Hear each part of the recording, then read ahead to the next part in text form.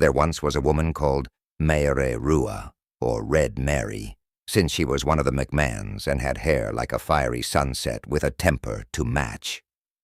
Many legends have grown up around this 17th century force of nature, some true, some maybe less so, and some she spread herself.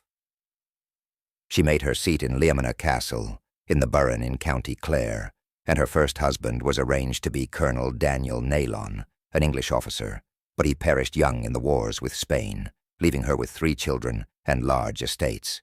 After that she married her cousin, Conor O'Brien, of Liamanagh, by whom she had no less than 8 children.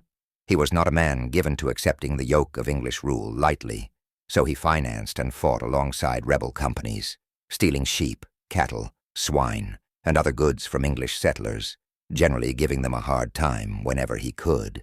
He built 2 great gates to command the road into and out of the of Burren, and none could pass, except they were granted leave by himself and his wife.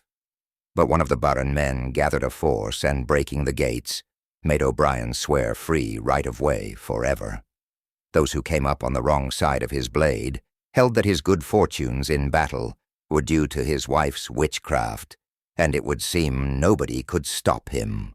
But his luck ran out when he joined the armies of King Charles II, dying the death of a hero after a battle against Edmund Ludlow. He made his way home to his castle, and people say that Red Mary thought him dead, crying out to his servants with neither a tear nor a wail, "What do I want with dead men here?" But when she spied he was alive, she nursed him on his deathbed until he passed away. Then she adorned herself in her most magnificent silk and lace, and went straight to Limerick, which was under siege at that time. When she made it to the outer ring of soldiers, she was stopped by a sentry and screeched until the officers emerged from the tent, where they were eating their dinners. She then told them, "I was Conor O'Brien's wife yesterday, and his widow today. He fought us yesterday," they replied. "How can you prove he is dead?" "I'll marry any of your officers that asks me," she answered.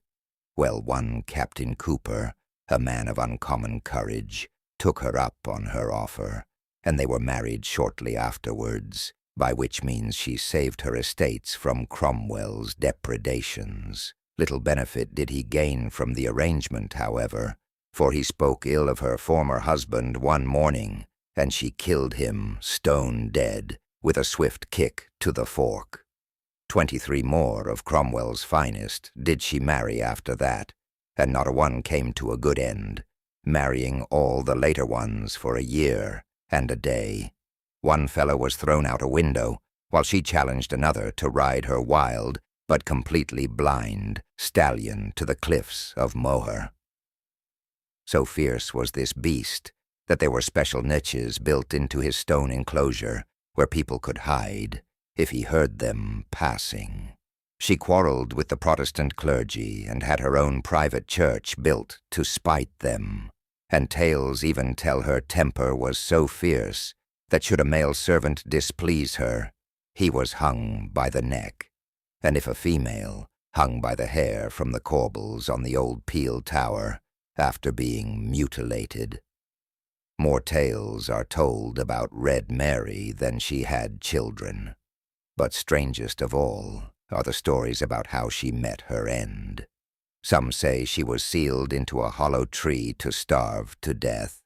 Others say a tree opened up and swallowed her for her wickedness, while yet others say that she was flung from a horse into the forked branch of a tree, where she choked or hung by her own hair.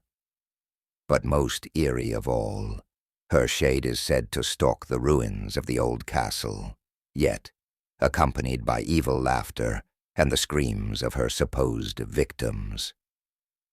Whether her final resting place was in a tree near to her beloved castle, or close to the old Druid's altar, the former is marked on the map below. Thank you for watching. See you in the next video.